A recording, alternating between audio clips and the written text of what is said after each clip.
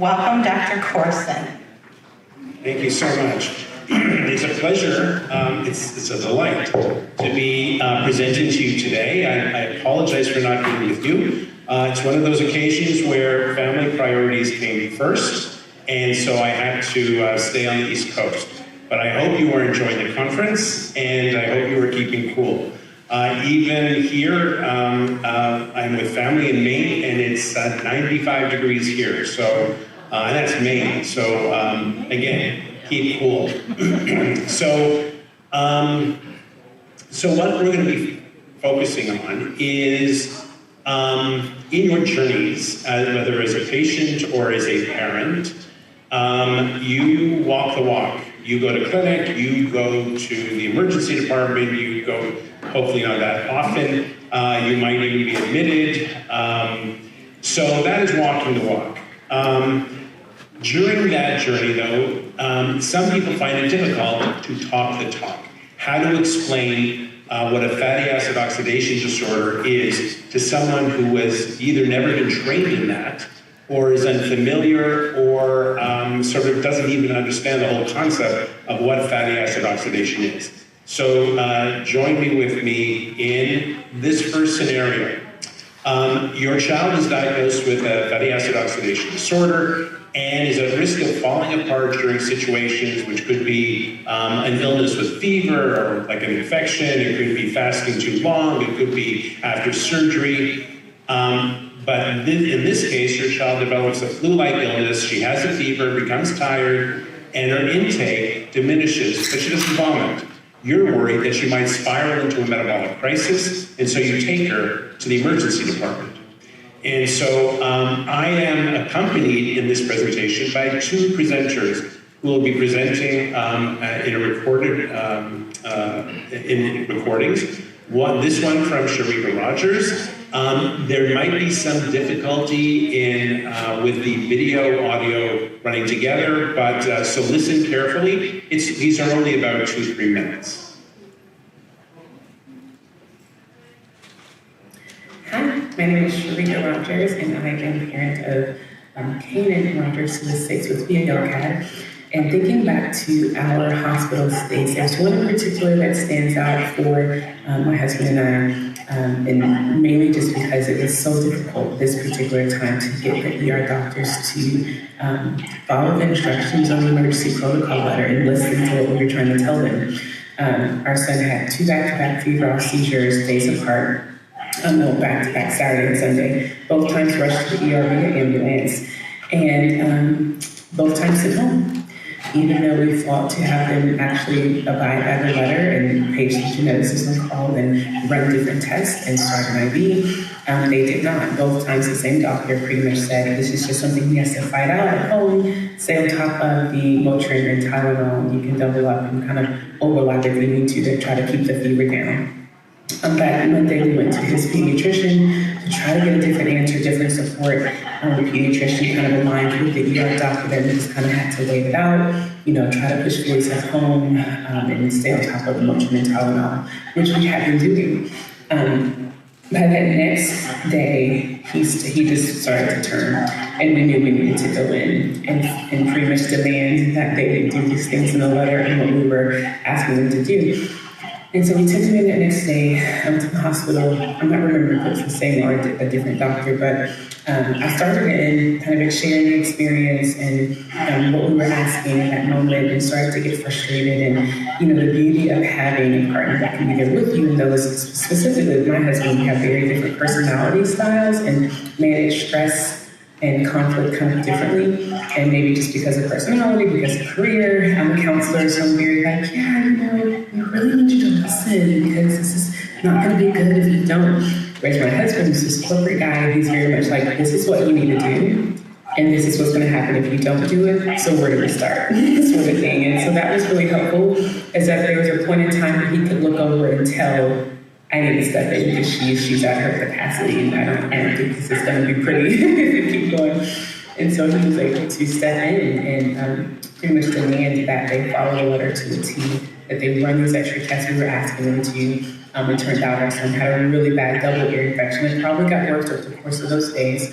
ended up in a 10-day hospital stay that probably would have been a 2 or 3 day hospital stay. So the blessing in that is that he was there and could clue into where I was and what my capacity was and try to help to advocate when he needed to step in. So not all of our experiences have been that way. We've had similar ones where just, ER docs are hard to listen to us.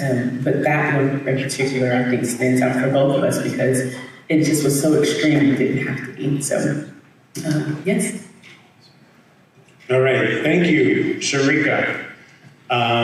So, I hope you heard enough of that to get an idea that that is a frightening situation. Your child is developing concerning symptoms. Not only is there an underlying fatty acid oxidation problem, but there are febrile seizures on top of it. So that just adds to worry.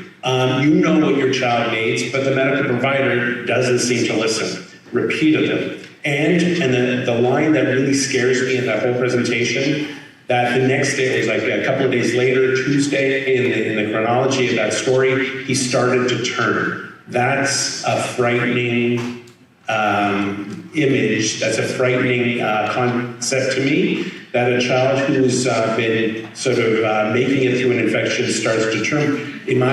That means that he might be tipping over a crisis. And this was no small thing. A child who ends up in a hospital for 10 days doesn't have a small thing. So again, very concerning.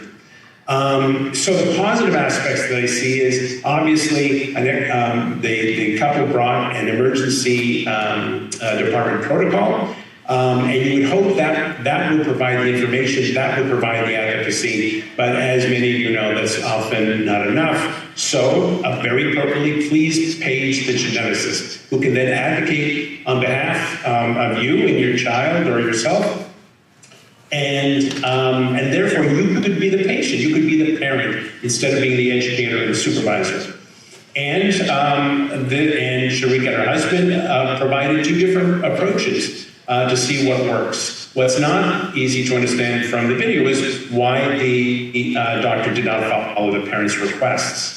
But I want to point out, Sharika describes the customer service approach as a counselor, whereas her husband, the corporate guy, is in the sort of more power, blunt force approach, and it can work, and it can work. The problem is, because you're dealing with doctors who are human beings and therefore have the strengths and weaknesses of human beings, they can trigger a showdown. And then what do you do? And I'm going to leave it at that point. We will discuss what options you can do a little bit later, but I want to talk about what happened and what could be done better. So, but this is a bottom line. This is essential learning. This is mandatory for all patients and parents. Some physicians, as I mentioned, are intimidated, because they're human beings, are intimidated by parents or patients who know more about the condition that they do.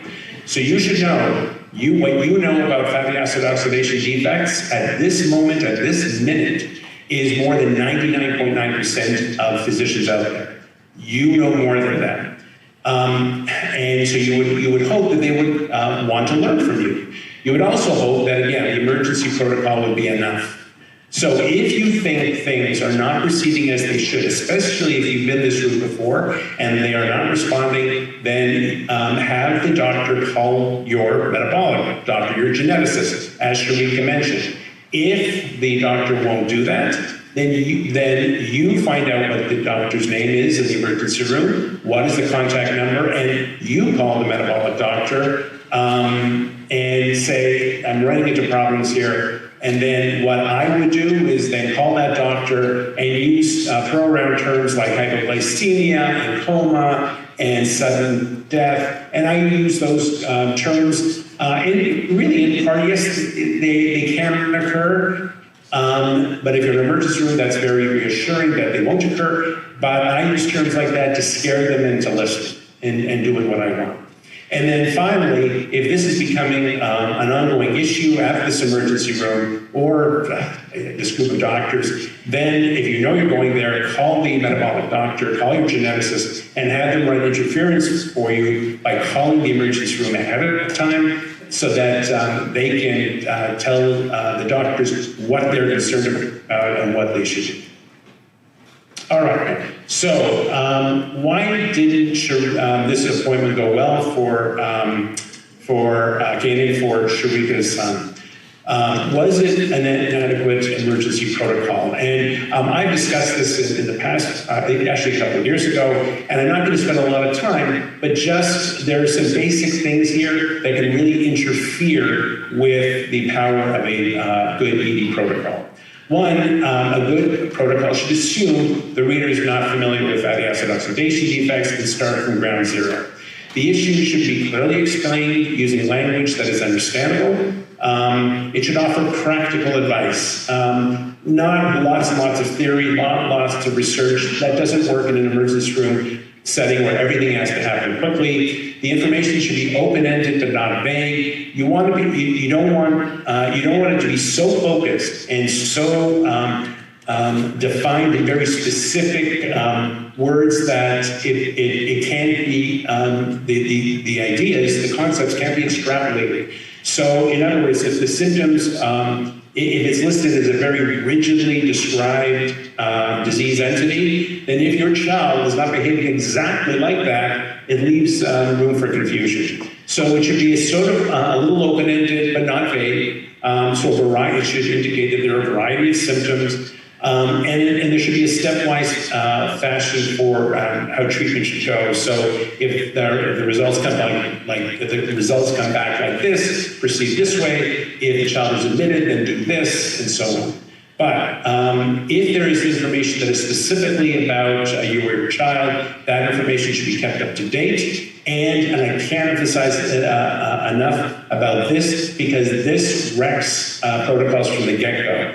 If the patient's name and the date of birth are not on there, if the protocol doesn't have the doctor's name, a signature, a phone number, and a date, doctors may look at it. It's not clear that it's for that child, and they'll put it aside. So there are, the protocols that you'll find online are very useful for writing a personalized protocol for a patient, but it really needs that protocol,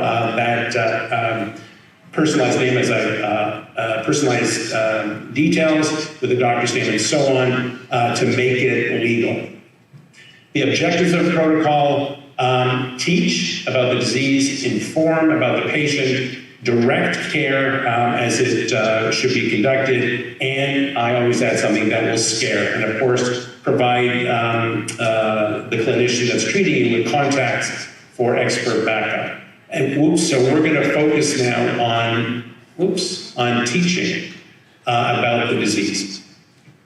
So if you're already familiar with walking the walk, how do you talk the talk? How do you explain what fatty acid oxidation disorder is, so you're not just saying, read the protocol, do what's on the protocol, but you engage them in trying to understand what the issues are so that you're not just making what they might think are weird demands or over the top or exaggerated demands. So in order to do that, you need information about the disorder.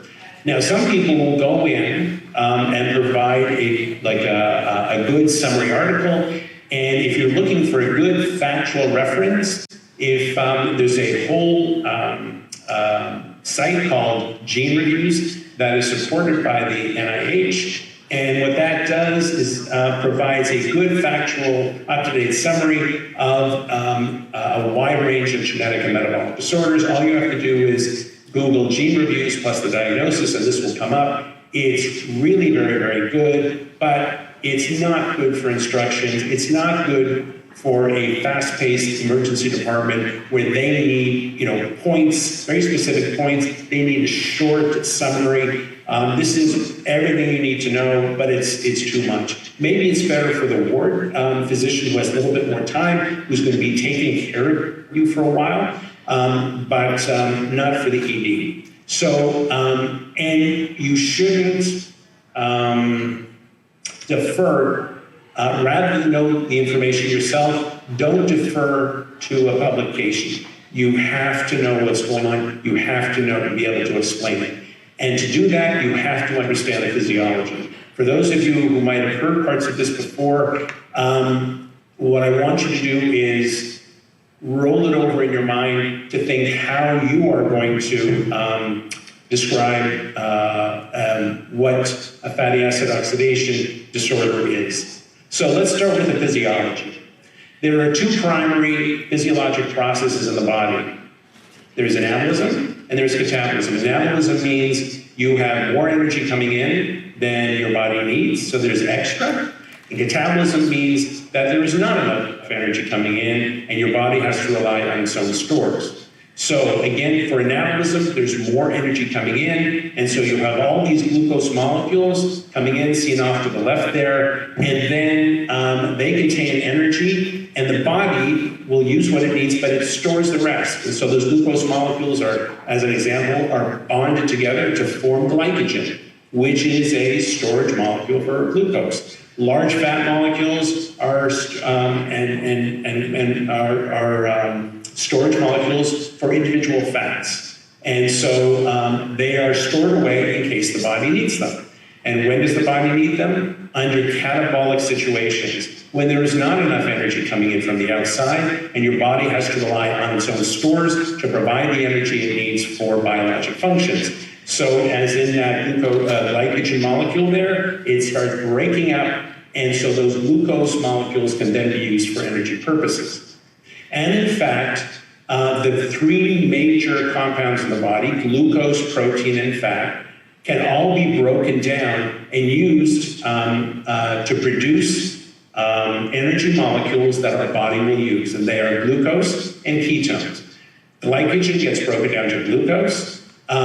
There is also something called gluconeogenesis, where the body will start producing glucose from things like lactate or lactic acid and amino acids, which are protein building blocks. The body can synthesize new sugar, gluconeogenesis, from those compounds.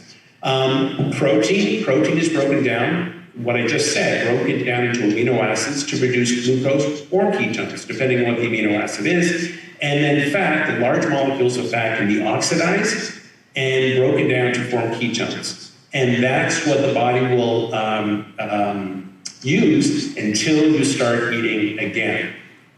So the classic metabolic disorders are problems in those catabolic pathways to release more energy. So if you're looking at sugar, if you can't break down glycogen to make glucose during a period of catabolism, those are the glycogen storage diseases. If you can't break down amino acids and so that they can be used for energy purposes, that's problems that, like the amino acid disorders or the organic acidemias. And with fat, if you can break down fat to be able to use it fully as a source of energy, those are the fatty acid oxidation defects. So it should be clear to you that catabolism is our enemy. It's your enemy as a patient or a parent. It's my enemy as a metabolic doctor. Those situations are scary situations. So what are situations in which not enough energy is going to come in from the outside? Well, obviously, if you don't take in enough, if you don't eat well, that's going to be a problem. If you're fasting for too long, your body has this ongoing need for energy, but you're not getting any, so it's going to have to use its own stores. Too much exercise, too much energy going out, and not enough energy coming in. Infections. Infection, the body has to work harder than usual to fight off an infection. And so it actually needs more energy than at other times. If you have a fever, then your body temperature goes up.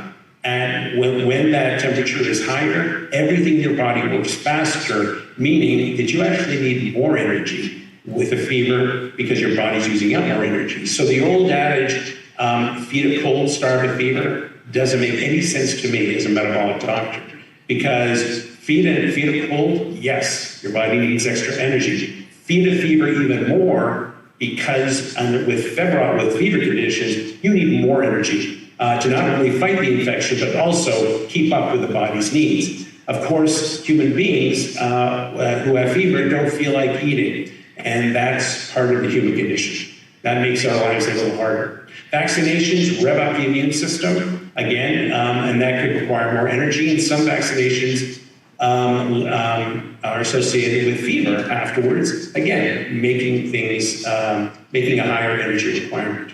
Trauma, burns, or surgery, these kinds of things require healing, and therefore extra body work for that healing process. Steroids, hormones. Steroids will get that glycogen to be released, and so the glycogen can be broken down to form glucose. That is the beginning of the catabolic cascade of reactions. So steroids are a hormonal catabolic process. It doesn't mean that you can't take steroids, you just have to keep up with the energy demands and make sure that a person is taking adequate calories, and they can take steroids safely.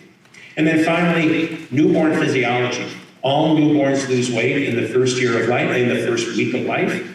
That means they're not taking enough calories to keep up. So that is the definition of a catabolic situation. So question for you. In which case is the bigger metabolic concern? The patient with pneumonia who is eating well, or the patient with a cold who is eating poorly? Think about it. Well, you look, pneumonia, cold. Pneumonia seems to be much worse than a cold, so you would think that maybe that is the bigger metabolic concern. And of course both are concerns.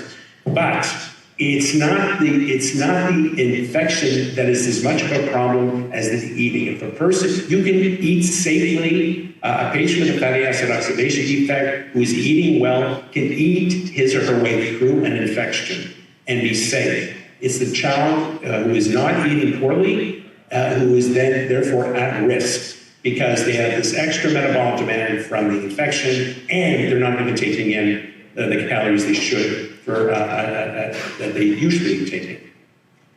Question 2. Which one of the following likely results in the admission of more fatty acid oxidation patients? Admissions to prevent a metabolic crisis, or admissions to treat a metabolic crisis? What do you think?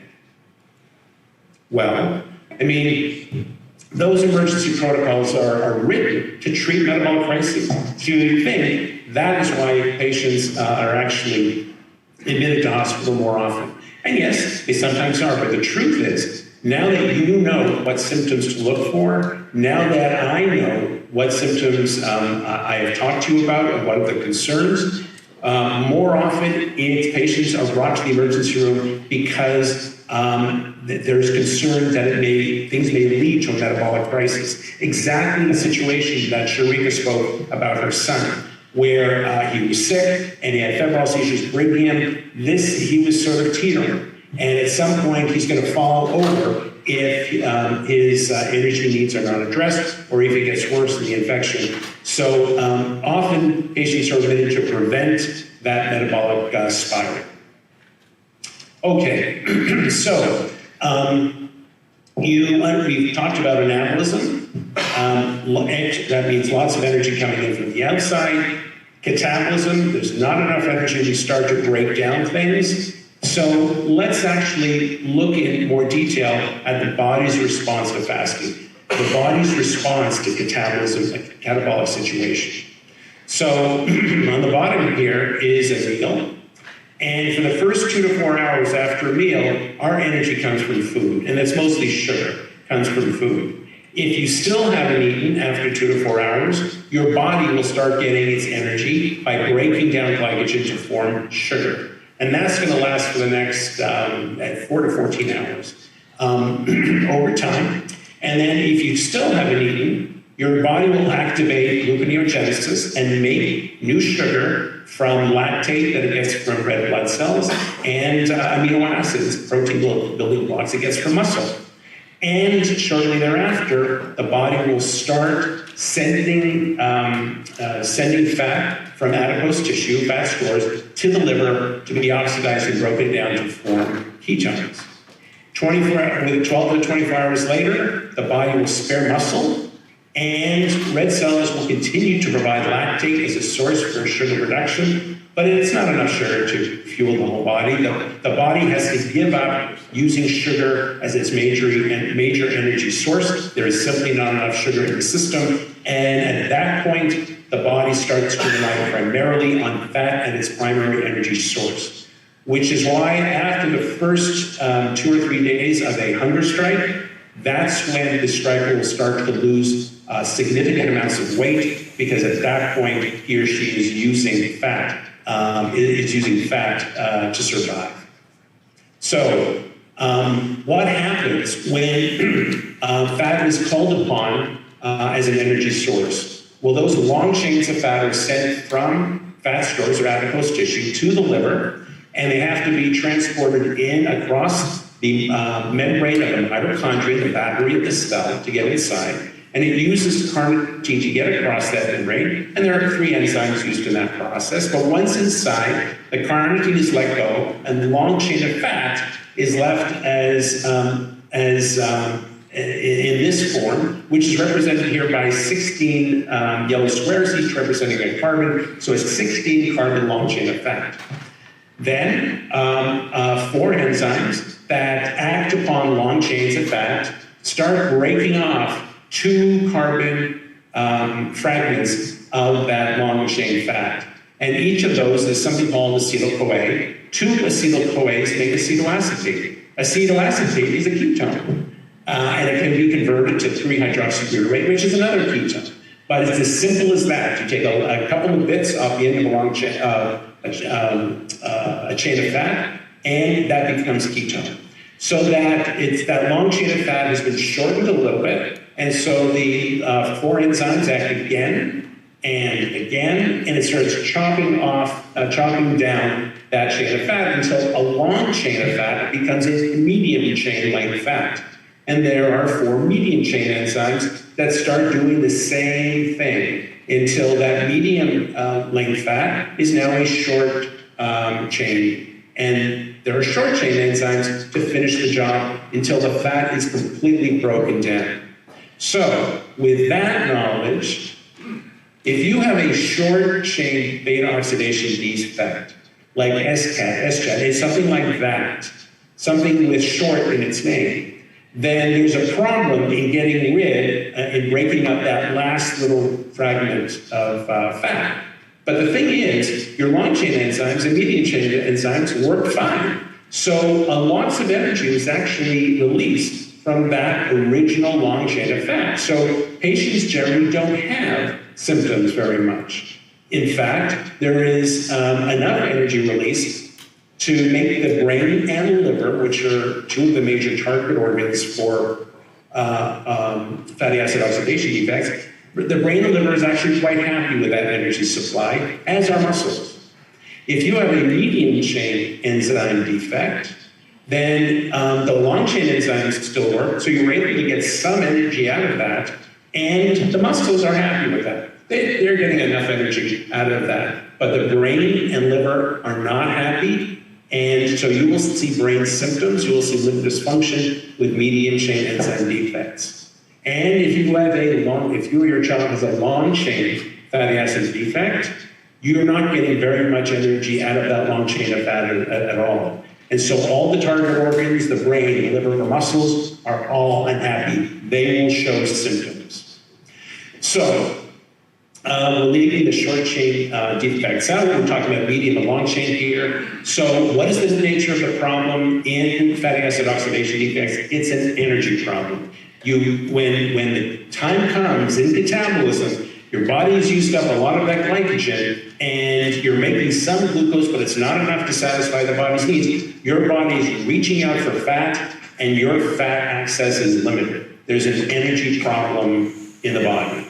But it's not the only problem.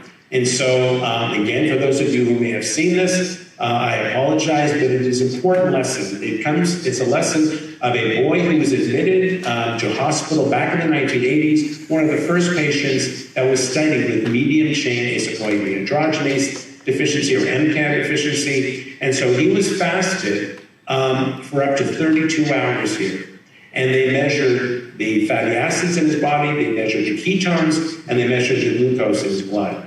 So over time, you see that the fatty acids, level of fatty acids rose in the blood. And that makes perfect sense. The adipose tissue, the fat stores, were letting that fat go to the liver so it can be converted to ketones. So if we measure ketones here, it should follow that same curve as the free fatty acids. It should go up as the fat is converted to ketones. But look what happened. The ketones stayed flat. There was some disconnect. The fat could not be converted to ketones in the liver. And this right here, this slide is a picture of a fatty acid. It is exactly what happens in a fatty acid oxidation defect. The failure of free fatty acids to be converted to ketones. Now, at that time, it was believed that fatty acid oxidation defect patients became symptomatic because they became hyperglycemic. Makes sense. Hypoglycemia causes lethargy and so on. So they measured the glucose for this patient. The glucose is hovering, and then the patient does not become hyperglycemic until 32 hours of age. Now, by that hypothesis that only hypoglycemia causes symptoms, that patient should have remained asymptomatic until 32 hours. But in fact, that patient developed symptoms at 14 hours, which did not correlate with the glucose. It did not correlate with the ketones so much. It correlated with the fat levels rising, meaning that the fat, and this occurs with medium and long chains of fat, when the fat is shortened, but there's a limit because there's a medium chain enzyme or a long chain enzyme that's defective. So you have these partially metabolized fat chains that leave the liver and start floating around in the blood. And it turns out those medium and long chains of fat are actually toxic to the brain. So not only is there an energy problem, there is a toxicity problem here. And so that is important. There's actually two mechanisms for the symptoms that occur in patients with these disorders. So looking back at this, here's the problem. It's a fatty acid oxidation defect. You can't access energy, access a major store of energy, and what is being broken down can actually be toxic to the brain because it's not broken down completely. So, question 3. Hypoglycemia is a constant symptom in fatty acid oxidation defects, in fatty acid oxidation patients who are having a metabolic crisis. True or false? Well, it is. It's in the literature, it's in the brochures, it's in protocols. Hypoglycemia is absolutely true, but it's not always there. You can have patients who are symptomatic because of toxicity. Those molecules are intoxicating the brain on top of maybe having an infection, a viral, which also could impact mental status. And the glucose can be normal. And so just be aware that hypoglycemia is a concern, but you should still be very concerned even if the glucose levels are normal. So let's summarize the pathophysiology, because this is hopefully what you can use to engage a physician or engage any medical provider or engage a teacher or engage someone in your community who needs to know about fatty acid oxidation defects. So these disorders are problems with catabolism, which is the way the body responds when there's not enough calories coming in, whatever the cause. Again, infection, fever, surgery, fasting, exercise, and so on. In catabolism, the body uses glycogen first. It's the first go-to energy to store. When the body runs out of glycogen as the energy source, and yes, there's gluconeogenesis, but the most important thing is it turns to fat as the primary source of energy to form ketones. Glycogen first, then fat to form ketones. Oops.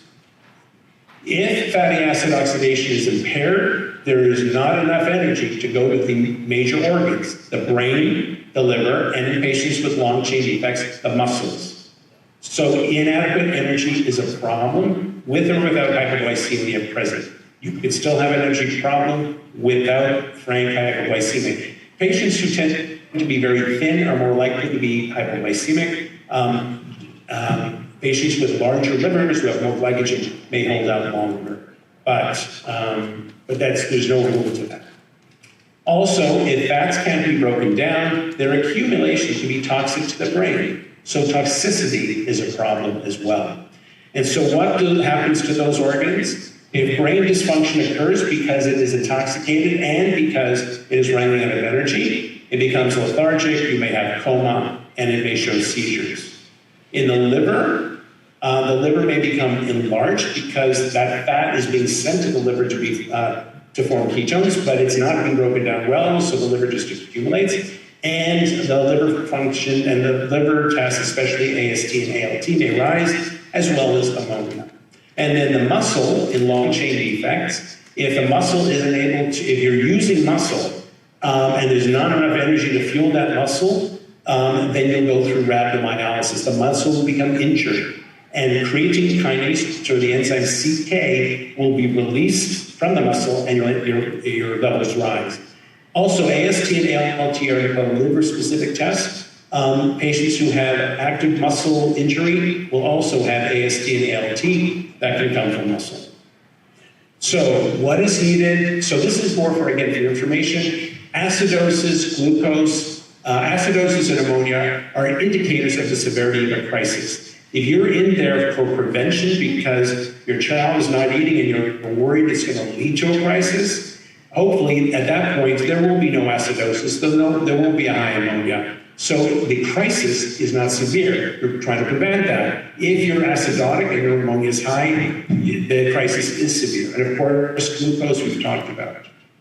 If your liver enzymes are elevated, AST and ALT, it indicates that the process is already progressed and that there is more severity there.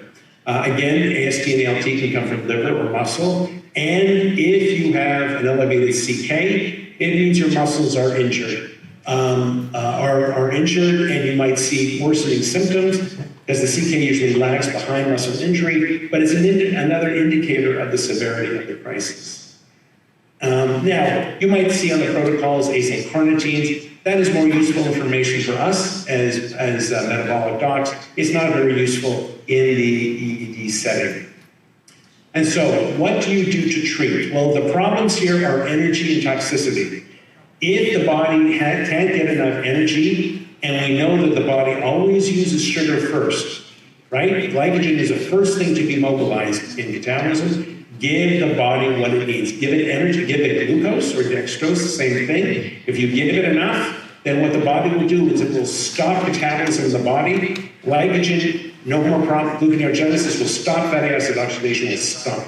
So replenish the energy supply, and if you put a stop to fatty acid oxidation, you won't be making any more of those inappropriately metabolized medium and long chains of fat, so the toxicity issue will disappear as well. But it's important to remember that ordinary amounts of glucose won't shut down metabolism. A lot of patients are admitted routinely, older children, and are given D5, 5% dextrose, because that's enough for them. But in our situation where we're doing it for very specific purposes, to shut down metabolism, it requires 10% dextrose, always given with electrolytes, by the way, never alone, and 1.5 times maintenance. So let's go through some examples of talking the talk. What kind of conditions do you have? The doctor asks. Well, when a person is catabolic and doesn't take in enough calories, she or he needs to use stores of glucose and fat. I can't break down my fat to produce much ketones, so I run out of energy. It affects my brain and my liver. If you have a long-chain defect, my muscles as well. The fat molecules that are partly broken down can also intoxicate my brain. The thing that stops all this is to give the energy in the form of glucose. Enough glucose will stop metabolism and the need for me to break down my fat stores. And you're going to hear, these are my words. You might be able to say it in a less verbose way or a way that's more engaging. This is just to give you some ideas. You're told by the doctor, your child is not having a metabolic crisis. He doesn't have to be admitted. Well, you might respond, when a person is catabolic, she or he needs to use their stores of glucose and fat. My son cannot utilize his fat stores properly. Right now, he's eating and drinking, but much less than normal. If he becomes more catabolic, he can get into trouble because he can't use his fat for energy, and that's a crisis. We want to prevent that. So in other words, you're trying to engage, rather than tell the doctor, just read the protocol, you're trying to engage the doctor and trying to rationalize reason with him or her. Your daughter was vomiting. We gave her some IV fluids with sugar, she'll be fine. Well, you're concerned when a person is catabolic, she or he needs to use their stores of glucose and fat. My daughter can't utilize her fat stores properly. That's her disease. If she doesn't eat or drink well, she'll become catabolic again and get ill. And which means that, so when we wait to see if she'll eat and drink in the next few hours, if she doesn't, and we go home, we'll just be back again. Or should we admit her overnight to make sure she eats and drinks? Because, and this actually happens for patients without fatty acid oxidation defects too. People who come in, children who come in with a gastroenteritis, so they're nauseous and they're vomiting, they're given, and they may be hypoglycemic. They're given lots of fluid and they're given sugar to eat, and then they're sent home because, hey, we normalized the sugar, we gave her some fluid, we corrected the dehydration, except the child will still have a gastroenteritis, is still nauseous, and so sometimes those children bounce back because we haven't corrected the underlying problem. It says here that fatty acid oxidation defects cause hypoglycemia. Your son's glucose is 85. Well, when a person is catabolic, he needs to use his stores of glucose and fat for energy. My son cannot utilize his fat stores properly to make ketones. That causes two things: energy problems, which may cause hypoglycemia, and toxicity to the brain due to the fatty acids, which aren't broken down completely. But hypoglycemia doesn't always occur. Both the energy and toxicity problems can be treated the same way, giving IV glucose. But hypoglycemia doesn't always occur. And we started fluids with 5% dextrose in your child. So I respond, thank you. IV sugar is just what she needs. But it turns out that 5% dextrose does not supply enough sugar to shut down metabolism. And remember, these are disorders of metabolism. They can't respond properly. So she will continue to try and break down her fat, and those incompletely broken down fat molecules can still intoxicate her brain and liver, muscles, and a long chain defect. 10% dextrose at 1.5 maintenance does the job. So again, the point here being, don't just point to the protocol. Try to engage the doctors in physiology. Now, this isn't something that is a comment by the physician. It's a comment that we hear from parents who are very concerned about their child, who know that hypoglycemia is a symptom, and so they want to go home supplied and outfitted with a glucometer to measure sugar at home. I've always felt uncomfortable with this. And the response from me to that situation is more isn't always better. If fatty acid oxidation crises can occur even when patients are not hypoglycemic, meaning their symptoms are perhaps due to toxicity and less so the energy, having a glucometer at home can give a false sense of security. What you as parents, you as patients need to do is make decisions about your child based on how she looks, not based on what the glucometer reads. The worst possible situation is a lethargic child is kept at home because the glucose is normal. So a lethargic child with a fatty acid oxidation disorder comes into the ER, I don't care what the sugar is. So that is the pathophysiology for speaking to a doctor. Modify that for a lay audience. When a person takes in lots of calories, she's anabolic. When a person doesn't take enough calories for needs, like when he fasts or too long or gets sick, he becomes catabolic. He needs to use his own stores of sugars and fat as an energy source. Because of my fatty acid oxidation defect, I can't use my fat as a source of energy, and so I run out of energy at those times. It makes my brain, liver, long-chain defects, muscles sick. IV sugar gives me the energy I need at those times. So, I'd like to introduce Sarah Mutt, who's going to tell us about her experience. Hi, my name's Sarah. My daughter is Stella Mudd, and she has LCHAD. She is 5 years old, and she started kindergarten this past year. The one thing that we found really helpful was to educate her teacher and classmates early on about her condition, and she also has a G-tube with a backpack and a pump inside. So when she first started school, she was anxious and didn't want the kids knowing what was going on and stating that. And so I went into the classroom and read a story that was recommended by some fellow FAOD families called Everybody Has Something.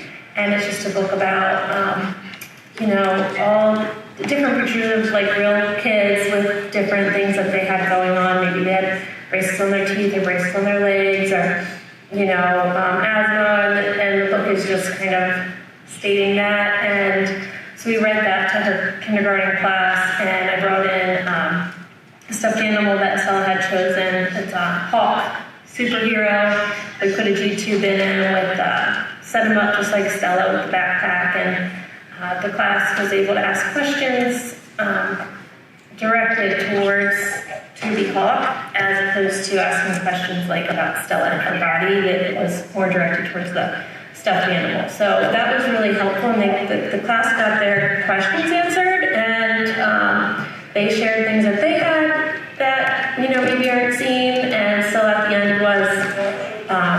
seemed really happy to share that I'm Stella, I have LCHAD, and that was just a positive experience starting off the kindergarten year, and for her to get to feel comfortable in her classroom early on. One other thing we realized was helpful early on was to not just have this protocol in place for her school, but to actually go and show the school nurse kind of like a mock scenario. If Stella was in rhabdo, this is what it would look like as far as this is how we would do the things in the protocol, and that helped keep her safe in the future for if she was to go into rhabdomyolysis or anything like that. So those are just two instances of educating those around us early on to help promote a better experience for our daughter. Thank you, Sarah. So, this scenario is at school. Just a couple of points. Young children usually don't need to understand the physiology. They just need to understand what's happening. Older children, though, ask why. And so they can understand the layperson's physiology. It's not complicated. The challenge here, whenever you're dealing with health providers, ED or school, is that they always prefer to do what they know. That's easy. They're very busy. They don't want to take a lot of time. And so learning something new can be a challenge. So what was very useful here is bringing in a stuffed animal, the G-tube in place, took the focus off the child, made it more other and that less on me, so a little less awkward and perhaps embarrassing, but still got all the points across. And then reviewing the protocol with the nurse is better than leaving the protocol so that they put it on the desk on the top of all the things they need to look at and read, and you don't know if he or she's going to read it. And so by going through it with them, you make sure that they go through the concepts, and you're the expert on these disorders. You can answer questions they may have at the time. And when you teach, I told you some of the things that I use as my basic facts, and then I sort of work with that to try to teach in different ways. Don't be afraid to be imaginative. Don't be afraid to experiment and see what works in different situations. Good education is not rigid. It varies for the audience. So there isn't a lot. There is protocols in many places. You can find protocols here at the New England Consortium of Metabolic Programs. Again, you can't use the protocols directly. This serves as a good foundation for writing a protocol about a specific patient that has some specific symptoms about that patient, and with the name of the patient, date of birth, and the doctor's name, and so on. But also take a look around, and the booklet that Sarah talked about, very good. Find other situations that talk about the physiology to get more information. And so going back to Sharika's first description, remember, she's the counselor, she has a customer service approach, a much more sort of, a therapist approach almost. And her husband took a very much more sort of heads-on power approach. And again, it can work. If you find yourself in a situation, not so much in ED, but it could be, but especially if you're on a ward, and things are not going, you don't feel that people are listening, you don't feel that one specialist is listening to another, the nurses are not talking to the doctors, there's problems with communication, you can ask for a team meeting which brings everybody together, the different disciplines. You are there, and there's an opportunity to share information, or you share your concerns, and then you see the specialists duke it out in front of them, you see the team establishing a consensus that you are then part of. And it often works. I've done this probably hundreds of times in my career. They can be very useful. If that doesn't work, there are patient liaisons or ombudsmen in every hospital where you can go and they will advocate to you in a more formal way with a doctor and will facilitate a dialogue. And if that doesn't work, you can actually ask for an ethics consult, which requires an independent group of doctors to actually evaluate the case, evaluate the patient or the parent's concerns versus the doctor, and help work out the problem. So the last thing I want to mention is teach or not to teach. Fatty acid oxidation disorders are rare conditions. And again, you know more than 99.9% of physicians. That means that you are almost obligated to teach because they didn't learn it in medical school or in their postgraduate training. Now, you can rail, you can argue about how frustrating that is, that doctors don't know about this, that you're always teaching, and you're absolutely right. But you're going to spend a lot of energy, and you're going to have a lot of times of tears and anger and anxiety, and then that may happen anyway. But or you can accept gracefully the responsibility of your role as a teacher, because this is on behalf of yourself, this is to help your child, and it actually goes beyond that. It helps the metabolic community in general. So don't be afraid of teaching. Work on your skills. Always happy to help with that. And with that, I will end my presentation, and I invite questions. Thank you so much, Dr. Korson. We appreciate you. Questions for Dr. Korson? Okay, here we go.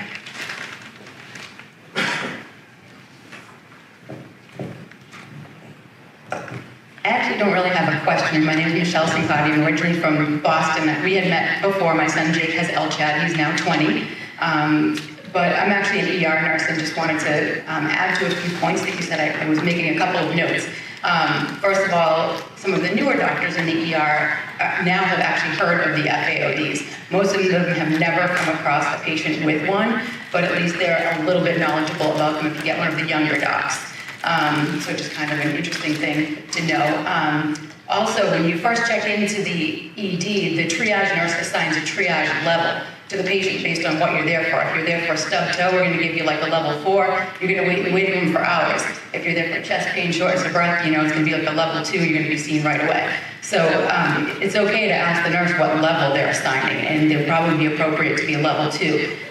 You can also explain to the triage nurse right off the bat, we need a blood sugar right away, and it's not abnormal for my child's CK to be, 20, 30, 40,000. When they hear that, we don't see that very often in the ED. You get someone with a high CK that, an old lady who fell on the floor and has been down for a couple of several hours or more, or someone who just ran a marathon might have a CK of a few thousand, and we need to get them fluids pretty quickly. But when they hear that, that will kind of step up the priority a little bit. Also, just know your hospital. Not all hospitals are equal, so if you're traveling and you're not familiar, you should find out which hospital takes children if your kids are still little. Not all hospitals do, and then if you need to be admitted, they're going to send you by ambulance somewhere else, just a huge inconvenience. Sometimes you need to start from scratch in that second ED. And know if it's a trauma center, if you think your kid is really, really sick, might need ICU care.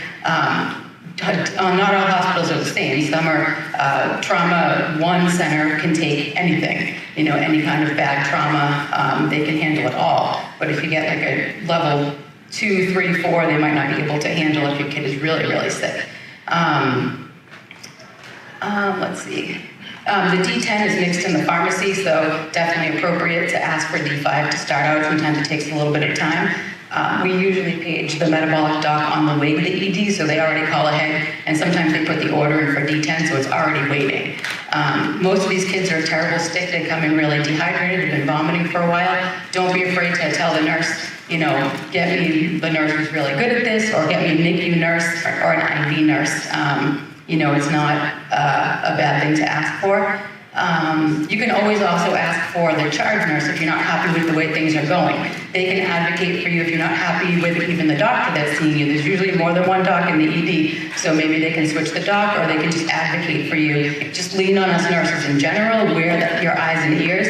I'm never afraid to go to a doctor if I'm not sure what's wrong with the patient, but us ED nurses have pretty good assessment skills. I'm not afraid to go back to the doc and say, I just don't like the way this person looks. I'm not quite sure what's going on, they're lethargic. Any nurse, any nursing assistant can grab a blood sugar. We don't need a doctor's order for that. So if you're not, if that doesn't happen right away, don't be afraid to ask. That's not something that you need to wait for. You can also have, if you're on the floors and admitted, you can ask to call a rapid response nurse to come, like another level of nursing care to do a second assessment. It's usually a more experienced nurse with ICU experience, so they can kind of get things happening more quickly. And I think that's mostly it. But I would always say in the ED too that, my child decompensates very quickly. They might look okay now, but I think I got them in early. In an hour or two, they might look not so good. So, we need to have things happen quickly. They shouldn't be waiting out in the waiting room. So definitely advocate, but, don't be afraid to speak up. And, if you're not getting the answer you like, just step it up to the next level. I think that's what One, thank you so much for discussing the policies and the politics of the hospital, of the actual hospital. That's extremely important. Thank you. And I also just want to say thank you because I use your video with Jake as a real useful and helpful teaching tool. It makes the LCHAT human. And it's very good. It's very effective. Thank you so much. It's great to hear. We appreciate you. We would love when we met with you in the past. And I also just wanted to say that I was not an ER nurse to begin with. I did this for Jake, all of my frustrations with dealing with hospitals, and just wanted to keep him as healthy as possible. I left my high-paying, cushy, high-tech job to run around and work 10 times harder, make a lot less money, but it was so worth it because he's doing really well at age 20. So unfortunately, he is in the kids' room right now, but I'd have him say hello. But thank you so much. That was a great presentation. A lot of excellent points, Dr. Korson. Nice to see you.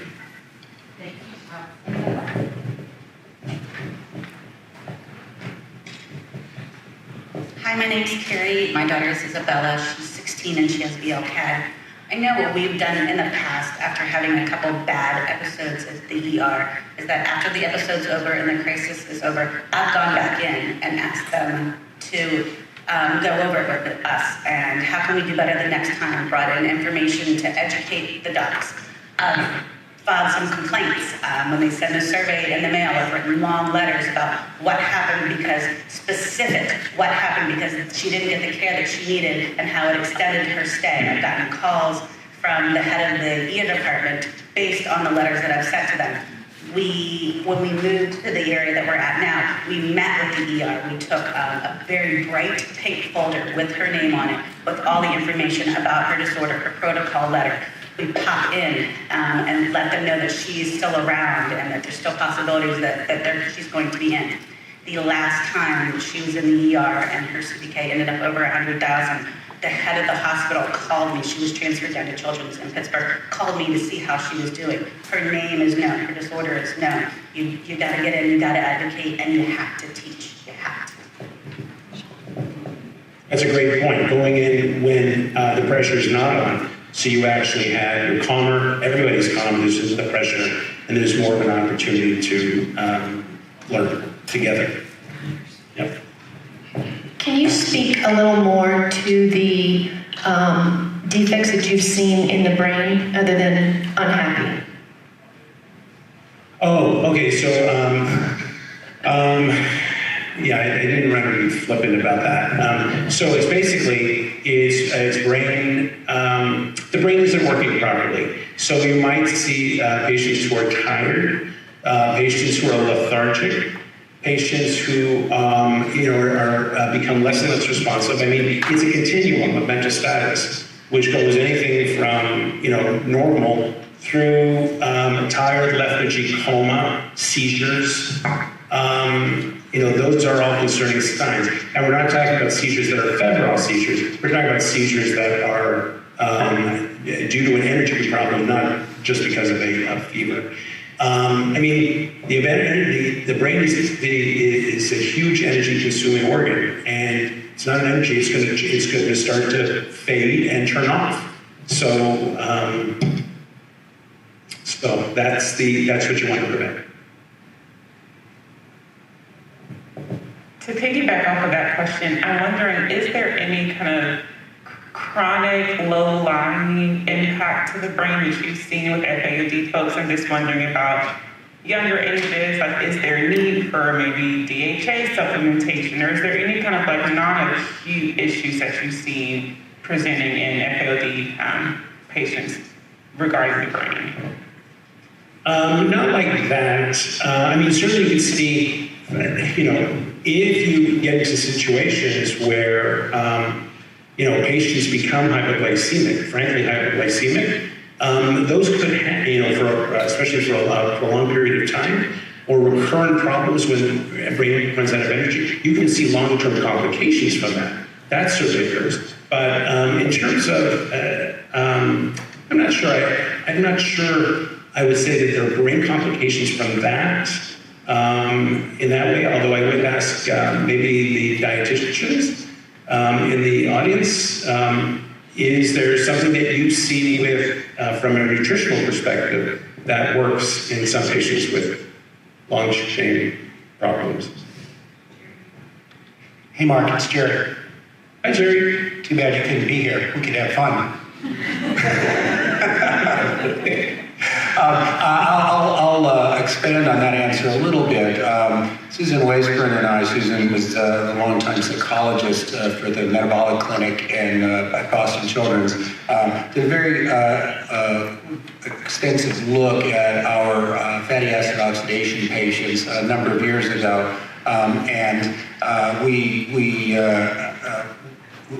had I forget how many in that study, but it was a lot. And short of the situation that Dr. Korson just described, that is damage from low blood sugar, they had a normal developmental profile, so and intellectual outcome. And this was over many years, so I can be fairly reassuring about that.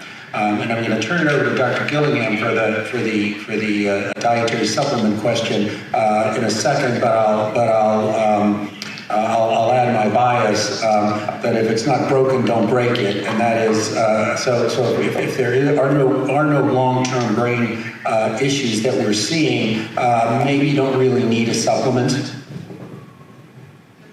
Sounds good. I guess the DHA question in particular, yeah. So the DHA question in particular, we have noted low DHA in plasma in patients with LCHAB deficiency. And DHA, when supplemented, it would come back up to normal, and it did speed the response in the retina in a couple of studies. It didn't stop the progression of retinopathy in LCHAB, but it did increase how fast the retina responded. So we do monitor plasma DHA and try to keep it in the normal range. But it's really more of a retinal thing rather than a brain. And I would agree with Dr. Vockley that I've seen great intellectual outcomes, like, you know, people graduating from engineering school and et cetera. So I think, and getting 4 points in college, et cetera. So I think the intellectual outcomes, minus, you know, hypoglycemia, are really positive. Anyone else?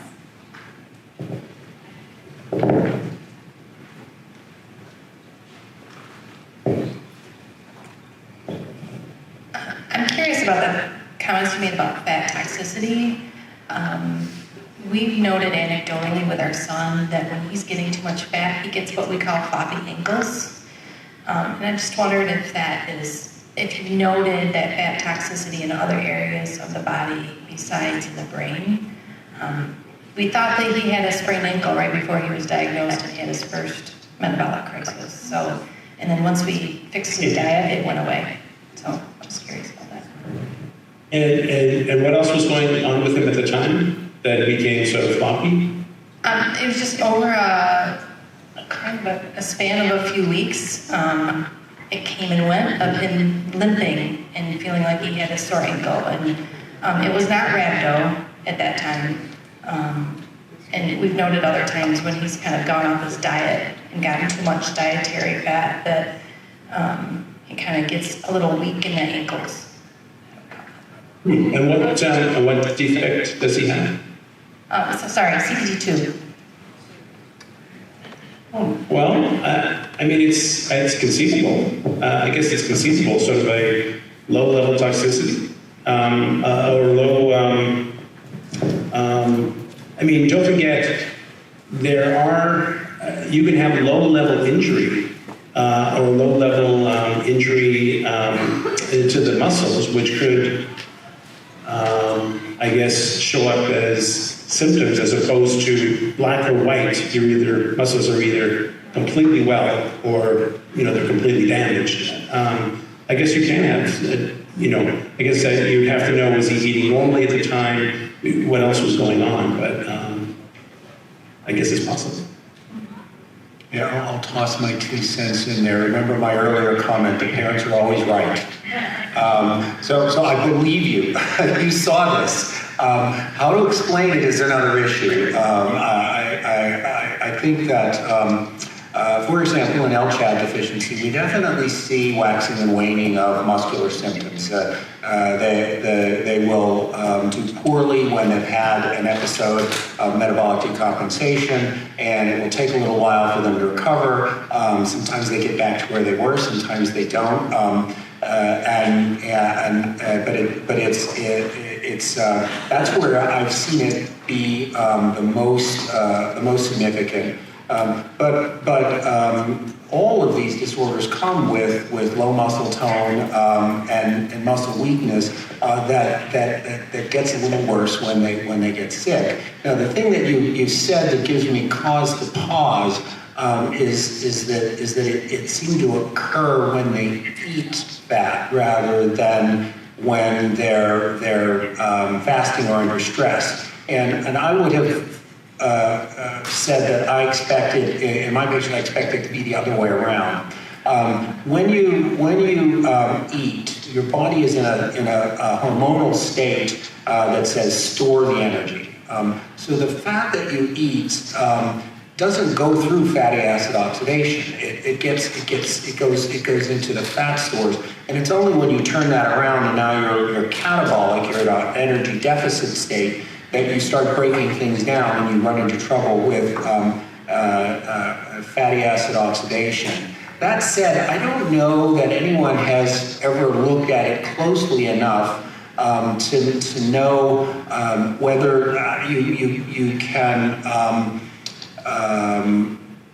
essentially have paradoxical use of fats during an anabolic stage in some organs. So, for example, Eric mentioned that the kidney and the heart tend to be using fat all the time.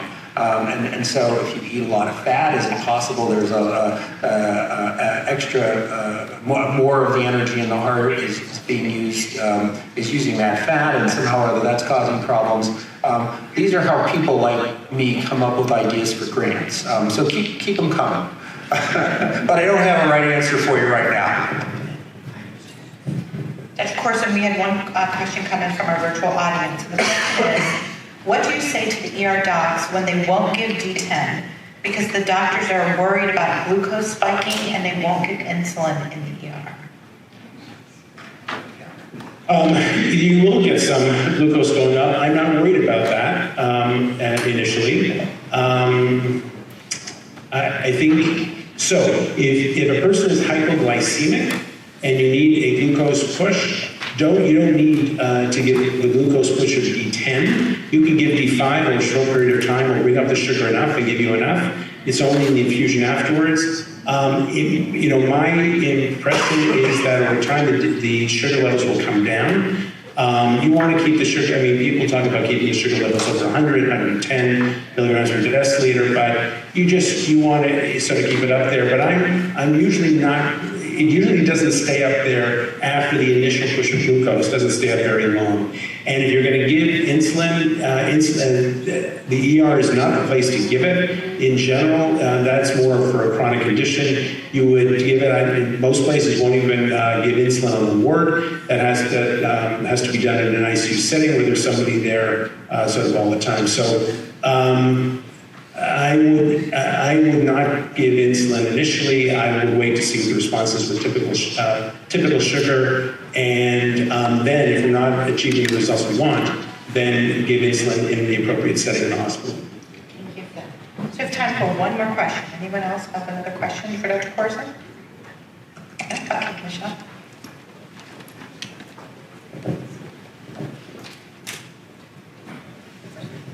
So not a question, but once again, in response to the insulin comment, in the 3 EDs that I worked at in Massachusetts and South Carolina, we absolutely do give insulin drips, insulin pushes through the IV. And we hate when we have to because it's a lot of work. We have to check blood sugars every hour if someone's on an insulin drip. So if you're in an ICU, you only have 2 patients. ED, you can have up to 5. So it's a lot of work for us. We hate to do it, but they do order it and give it all the time. But I've never had them give that to Jake before. He's never had in all his hospital stays on D10. I guess blood sugars haven't gone crazy enough, thank God, but we haven't had to deal with that. Anyway, that's just my experience where I've worked anyway. We do the insulin in the ED if it's an issue. But it's usually, okay. Go ahead. Go ahead, you have a closing comment? Dr. Korson? No, I appreciate the viewpoints. Thank you, Dr. Korson, thank you so much. We appreciate you taking time away from your family to be here with us today. You're very welcome. Enjoy the conference and please stay well.